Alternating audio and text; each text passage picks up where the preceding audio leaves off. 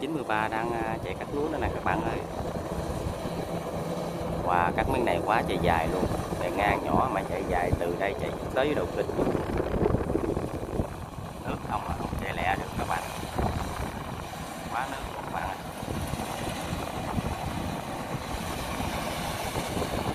Chạy từ từ không nè.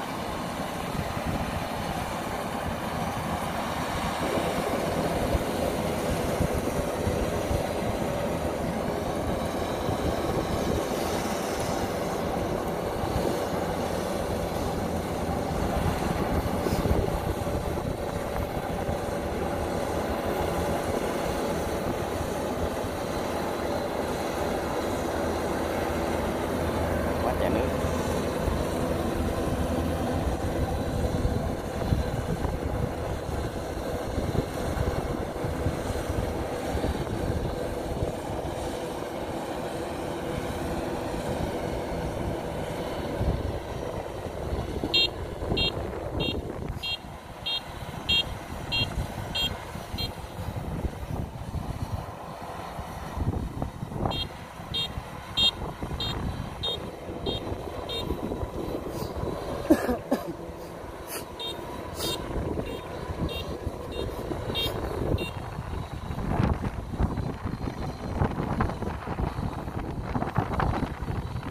Xa các bạn ơi, cách một miếng ruộng.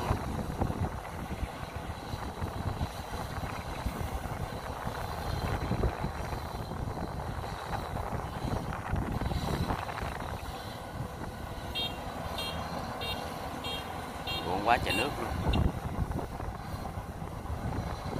nước không chạy lẹ được, mưa hôm gà quá trời.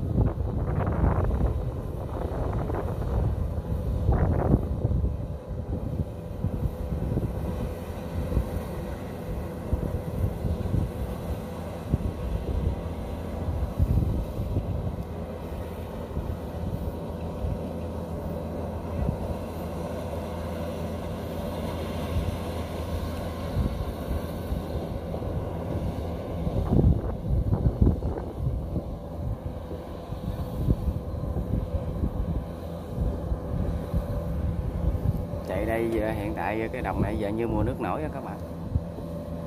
Mình cũng mới qua mình cũng mới thấy luôn. Đồng bữa hổm thì còn khô gan à, đồng này nước ghê hồn các bạn.